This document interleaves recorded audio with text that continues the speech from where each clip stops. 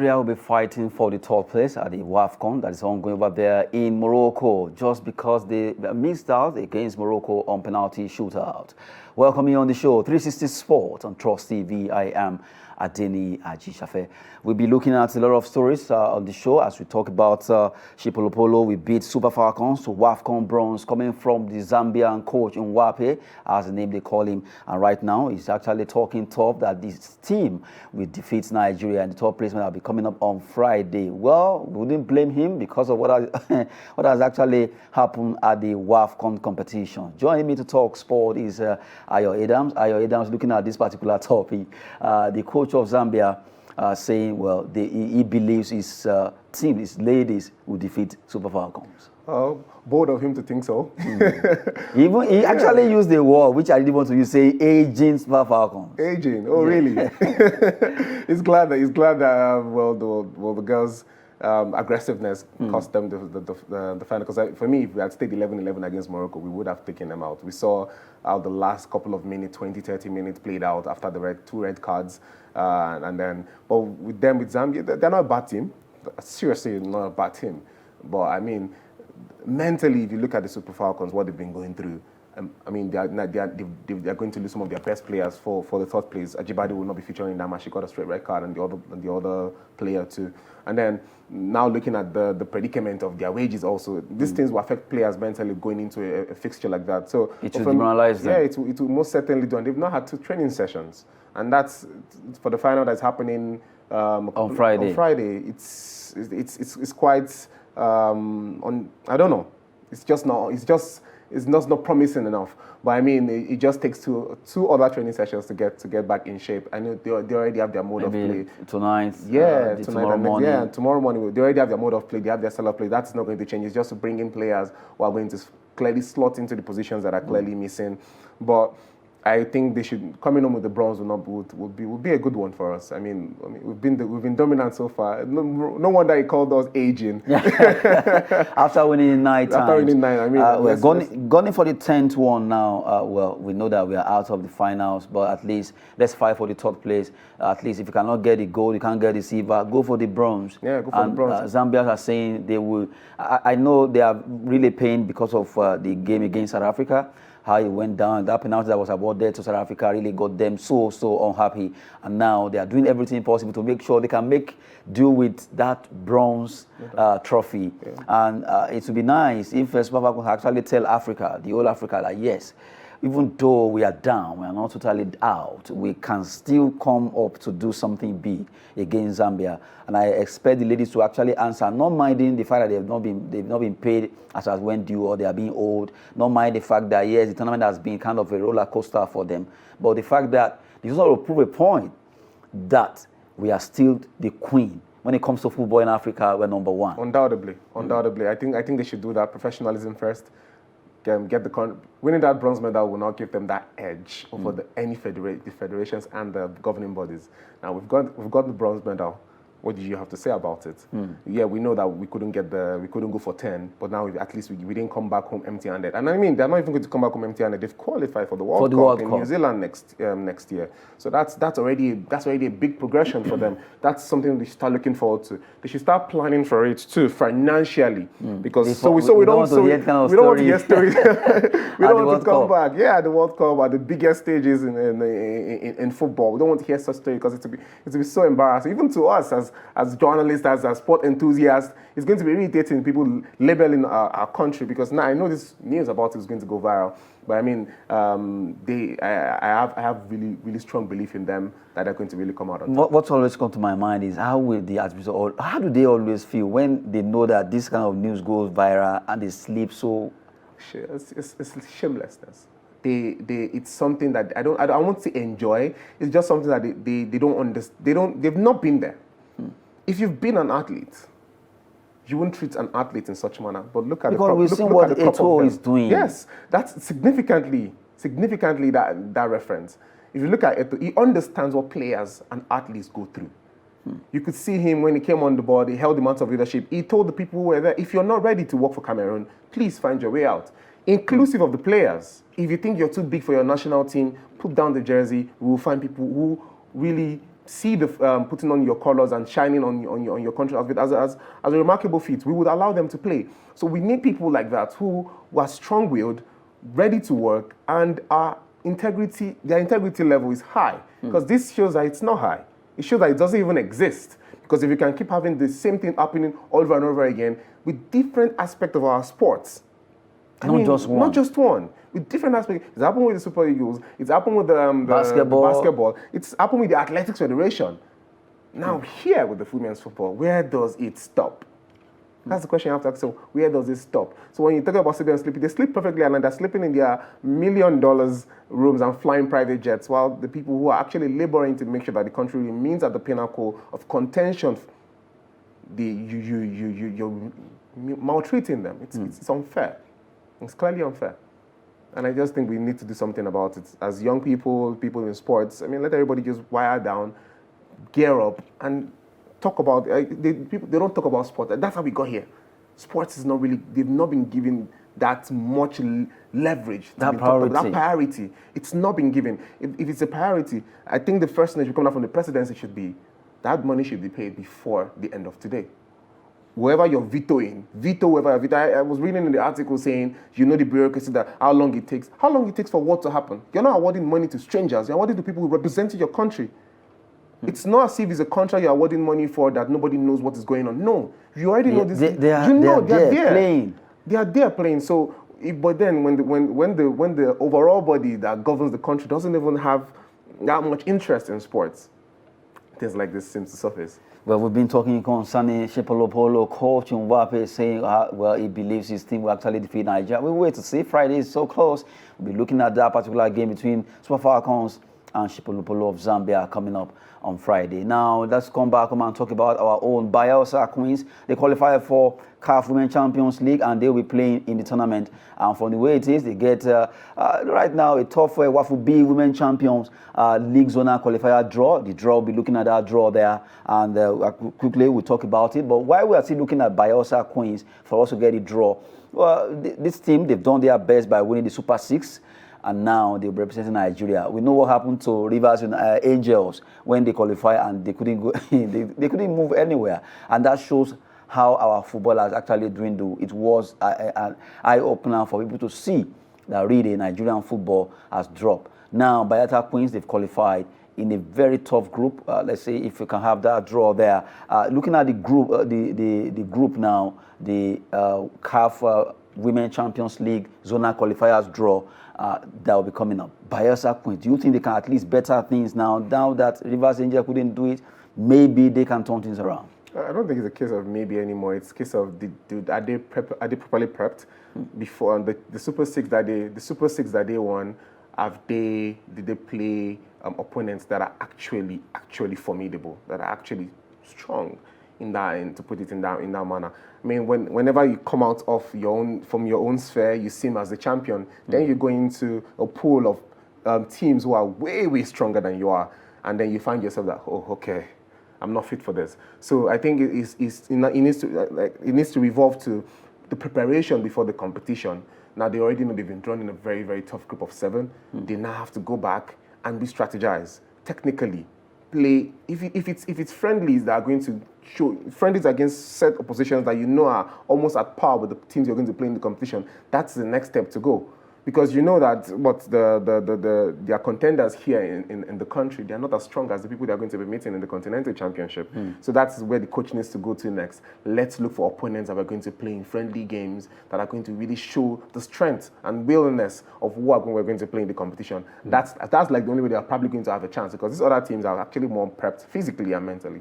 Hopefully, Bayelsa Queens can do it. Now, looking at the draw for 2022 CAF Women's Champions League Zonal Qualifier, that's East and Central Africa. So far, we have Group A, CBE, FC Ethiopia. In the Sasava zone, we have Warriors FC Zanzibar. That's, you look at Tanzania there. Fufila FF of Burundi, AS Kigali of Rwanda in Group A. Now, let's look at Group B. where we have Simba Queens, as we have Simba FC. You have Tanzania, GRFC of Djibouti. Well, these teams, can they actually? Well, let's see what if they qualify. These are teams that Bayelsa Queens should be able to defeat. Yeah, well, Djibouti. Yeah. Well, on the surface, on paper, it always looks as if it's easy. It's easy until you get to the field of play. I mean, like, let's reference to the Super Falcons, dominant in African continent.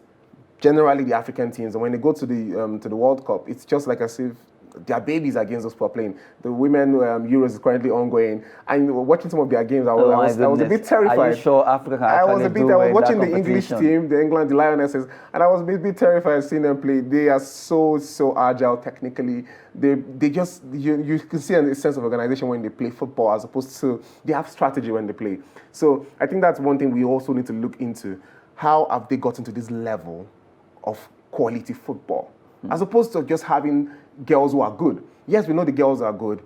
How do you make them formidable? How do you make them to continental champions and then world champions? At least contend into the semis. That would be the biggest grace, like seeing an African team in the semi-final of a continental championship or a world championship. It would be really, really amazing, because that's a big step. That's something for other African teams to look forward to. Now they will strive to be there. Like what Ghana did the World Cup when it went as far before crashing out to Uruguay. Something like that. It's something that is an eye-opener. Now we're looking at Senegal and every other country at the World Cup. So things like that should be happening. For the women's football, it's undeniable. It's growing immensely. Over 45,000 fans at the Nigeria-Morocco game. Landmark-breaking starts for the women's football. So it's growing. Yes. So how do we make sure that we also stay in contention? We need to be stronger. Look, the football we're playing in-house is not what is being played continentally anymore. So we need to wake up. Now, looking at the competitions they are talking about, that's CAF women, going back to, let's go down straight to Wafu B now, for where Bayelsa Queens will be playing straight down. We've been talking about the competition and looking at all the teams that are playing, although from different confederation now, looking at the fact that Nigeria Bayelsa Queens team now that representing this country will be playing there. Now, quickly, let's look at that group again, as we've been talking concerning this, talking about well, Simba Queens of Tanzania, Djibouti, that was where we stopped. She Cooperative FC of Uganda, and you have Ye Joins of South Sudan. Imagine the South Sudan team actually here. That's football, you know. Yes, football can always, sport can always make a lot of people to come out. South Sudan, we know that actually before that country some years back. Now we have in Kosafa too, we'll be looking at the Southern African zone, where the teams in Group A will be fighting for honors in this. Why that is still rolling? Well, like you said earlier, Bayelsa Queens can actually do well in this competition. They can shock everyone if they don't want to go the way of Rivers Angels. They just have to prove a point that winning the Super 6 here in Nigeria was not a fluke. They can do this. They can rewrite history, even though expectations were so high when Rivers were going for the first edition. And now Mamelodi Sundowns of South Africa, Costa del Sol of Mozambique, Double Action, what the name? Double Action Ladies of Botswana. I hope they are not coming with guns. And you have in Group B, Green Buffaloes. Do we have Green Buffaloes? Well, in Zambia, as they call them, Green Buffaloes, Young Buffalo of Eswatini. Well, the good one there, Eswatini, formerly known as Swaziland. Now they are known as Eswatini. Olympic de Moroni of Comoros Island. They are in Group B, Group A, and Group B in the Kosafa Southern African Zone, where they'll be fighting for honors there. In the Wafu A, West African Zone A, Determined Girls, what's the name? Determined Girls of Liberia, AS Monday of Mali, USPA of Senegal. They will all be fighting for the competition from zone, that is Wafu A, from Zone A in West Africa. And you have West African B now, that has to do with our own. We'll be looking at West African Zone B, Group A. We have two groups there, Group A and Group B. And quickly, to look at those one, AS Abidjan, Cote d'Ivoire, although it will be playing in Cote d'Ivoire before they'll pick the winning team to play in Morocco.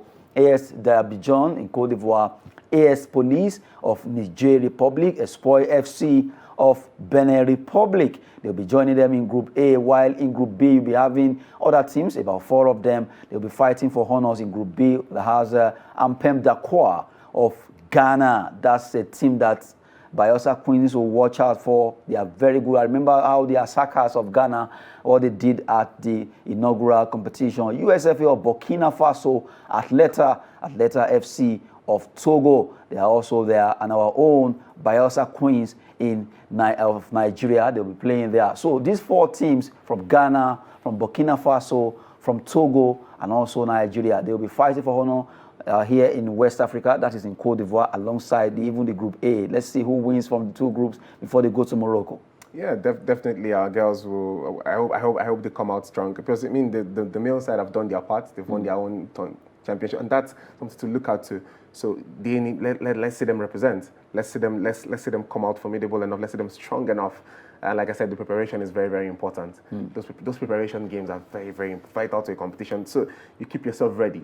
Keep yourself mentally ready, physically, and you also and then looking at your opponents. It's one of the most intricate things when it comes to football, understanding how they play. I think we've gotten to situations where there's global technology in football now. You can get a lot of clips. And then these are things we've seen in global football, major teams. Sit the players down, have sessions of looking at. Everything is not done on the field anymore. Some things are now done physically, are now done technologically. Sit them down and point out places. Work on this, work on that. I mean, the technological advancement has really improved football. But that situation, I noticed something about it's still dominant here in Africa, where teams begin to hide, where they are training and all that. It's always amazing. Seriously, I laugh because you're hiding. Oh, don't come close. They will shut the. For me, it doesn't really affect anything. Because someone can go on online and actually look at your video. You've played, except maybe you have never covered your event. The way you play, I mean, it's like shoving a camera down in Man City's training ground and thinking he's going to change anything. No, that's against the future if they want to. So that doesn't change anything. So, but then, as long as you play football and it's been uploaded on the internet, people can still get those clips off there and still watch. So I don't think it's really. Except maybe you do at least nothing about it on internet. Yes. Maybe you are so. Let me not use the word old school. Maybe you don't want to play. You don't have anything that has to do with your club, and which is not possible. It's not. I've never seen all these clubs that we're mentioning one way or the other. They will have played one tournament that one of their clips will have been there. So maybe they actually retrieve it and even these tournaments that they've played, the continental tournaments with that CAF is organizing, there is still also records of at videos. Least. So even if you go to the CAF website, you still be able to retrieve some of it. Even if you subscribe to certain platforms, you still be able to retrieve some of this content and watch and plan ahead against them. And I think that's, like I said, that's the development that football has taken, that sport has taken generally, this technological advancement where there's content all around. So what the team needs to do is just make sure that maybe, the only thing you may be needing to hide is your set pieces. Maybe you have a little bit of flair to it, but every other thing, I think it's out there in the open for anybody to see. Hopefully, Bayelsa Queens will at least fly high the flag of Nigeria. Right now, they are no longer of Bayelsa State. They are of Nigeria because they will be carrying the flag of Nigeria at the Continental Championship. Although they will start from the zonal qualifier, they'll be coming up in Cote d'Ivoire, precisely in Abidjan. They'll be fighting for honors against other 3 teams from Togo, Ghana, Burkina Faso, and also that's in Group B. In Group A also we have other teams. But right now, they hope that they can make it. Well, they've been talking tough ahead of this, and the qualifier will begin very soon. And from there, let's see what they will be doing. At least if they can turn things around better than Rivers Angels did the first time they played in this competition. Bayelsa Queens, we await your response by doing that, going on the pitch and doing the business of the day through your football artistry. Now we move away from that story quickly. Let's look at another story trending, because we just have to start from the home scene. Nottingham Forest are considering move for Emmanuel Dennis, valued at £25 million. That's the player that right now they've gotten Taiwo Awoniyi from Union Berlin, and they want to go for Emmanuel Dennis, who has been with Watford. News came out that Everton wanted him, but right now that has been flat. But now Nottingham Forest are right now ready to at least go for our own Emmanuel Dennis, although they value him at £25 million. Yeah, well, regardless of value, is him coming back to the Premier League to play football. Watford have been relegated, so I think whoever picks him up to throw him back into the Premier League is something he will be looking forward to, regardless of the fee. But one thing, like I said earlier, is it's good to see Nigerian footballers. I mean, look at Taiwo Awoniyi. It was a big signing for Union Berlin. From Union Berlin into Nottingham Forest. Even Union Berlin, I'm definitely sure they're going to miss him. He did well there. That was why they picked him now. One of their pinnacle signings, record-breaking attacker. He's one of my best Nigerian And I would love attackers. to see him with I them. really- If this did actually scale this through. post-spring, and that will even aid us in the national team because they are both players who are featured in the national team. Now watch both of them. Now see both of them paired in the same team playing together. That creates a relationship that will suit the national team in coming years when the outgoing player. I mean, there's just a lot of talent there. But him coming to the Premier League, into the Premier League with Watford, he was their top scorer last season, one of their best players still, regardless of their relegation. So I think it's a good one for him. If he gets to come back into the Premier League, I will be really happy for him. It would be nice if you can have Manuel Dennis back to the EPL now that his club Watford actually got relegated. Let's see if Nottingham Forest can actually scoop this particular deal, and let's see him being paired with Taiwo Awoniyi. Now, so talking about some transfer story, Leicester City, they will welcome offers for James Maddison, Kelechi Iheanacho, and Timothy Kansaye. Those are the players they want. If offers actually come for them, also painful. They mentioning Kelechi Iheanacho. With Iheanacho, I mean, after that first glorious season where he just packed to life from after the January transfer break, I honestly thought the following season he would have just been the main man. But even when Jamie Vardy got injured, he was still not the main man. So there has to be a backstory as to why he has not been in the front line. But James Maddison he has just been a matter of time for James Maddison. He's a player that, yes, no disrespect to Leicester, they're a big team, but other teams are sorting out for him. And I think, like they actually say, if the right amount of money comes in, they would clearly let him go, and that's money for them because they need this money to facilitate other transfers that they want to bring in. But Kelechi Iheanacho, I really don't know where he wants to go to in the Premier League because, I mean, the Man City will not take him back. Arsenal already has their feet. Yeah, at least there's some clubs there. We have Nottingham Forest so is maybe there. Nottingham Forest won't be bad, and idea of Brentford. Crystal Palace, a lot of teams are still there that can pick him up. There are so many teams in the Premier League who love Nigerian players, who love African players generally. So first of all, I just hope he doesn't leave Leicester City. I hope he can fight for his place back. If he's given the chance to fight, because now that they are saying, okay, they could actually offer him for sale, that's another case. But if he's given the chance, okay, go there. We give you the chance, go and prove yourself against your contemporaries, and maybe if you can fight for it, that yes, I'm the senior Kel, as they call me. Man. Let me do this, and let's see what will happen to concerning Kelechi Iheanacho, James Maddison, and Kansaye, as they actually try to see if they can be given the chance to stay at Leicester. But Leicester are saying they could actually offer them for sales if the right offers come. Now let's talk about Barcelona from Nou Camp. They could move for Tottenham or Sergio Reguilon if Marcos Alonso deal collapse. They've been pursuing Marcos Alonso of Chelsea. They want to get him by all costs. But right now, if they cannot, they will actually go for Sergio Reguilon, who has been with Tottenham Hotspur. So Barcelona right now, when it seems as if they're not looking getting the players they wanted, but it's actually working out one way or the other, just like Manchester United. Yeah, it's working out for Barcelona.